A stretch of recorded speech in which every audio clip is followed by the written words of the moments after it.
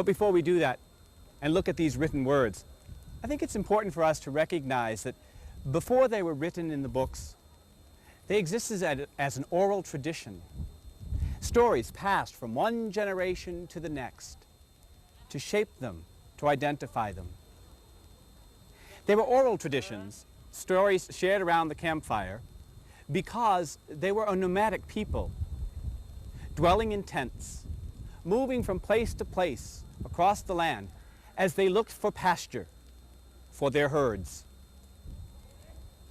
Because it was an oral tradition, it was important that the language being used develop certain patterns of rhythm, certain repetitiveness of words, and varying types of cadences in the way in which it was spoken.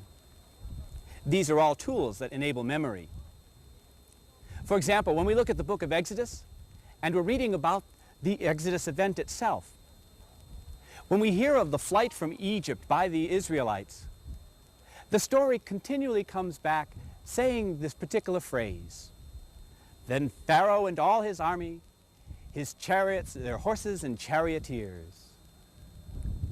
Pharaoh and all his army, their horses, chariots and charioteers. Pharaoh and all his army, his horses and his chariots and his charioteers. Eventually, time runs its course. Humanity learns to write, and these traditional stories are then written down. The idea has always been not so much a recording of actual history in the sense of historical record that we understand today, but rather a sense of portraying, because of these stories, a moral history, a religious history, a value, a way of believing.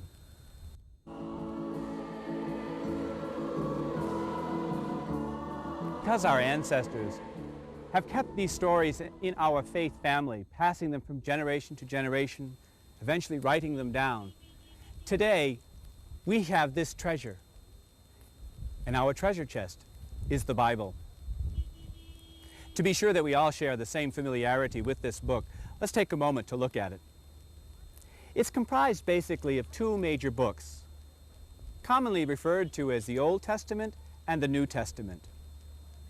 Although with further sensitivity towards the different faiths, particularly between ourselves and the Judaic community, it is preferable to refer to them, and you'll hear it more and more, not as Old Testament and New Testament, but as the Hebrew Scriptures and the Christian Scriptures. The reason for the change is our concept of old sort of means, well, out of date, no longer used. And that's not really true of what we know as the Old Testament, for it is a living faith. It speaks of a living covenant. Another contemporary way is to call them the First Testament and the Second Testament. Those two books are then divided up into other books, 72 in total. The Hebrew Scriptures contain what is called the Epic, or the Pentateuch, the first 5 books of the Bible. Penta is Greek for 5. There are religious history books. There's books of poetry, the Psalms. There's wisdom literature. There's some prophetic books also, recordings of the prophets. The Christian Scriptures, of course, has the Gospels, the Acts of the Apostles, varying letters, and then an apocalyptic book, the Book of Revelation. Let's take a few moments now to work directly with our Bibles, familiarizing ourselves with the varying books that comprise the Bible.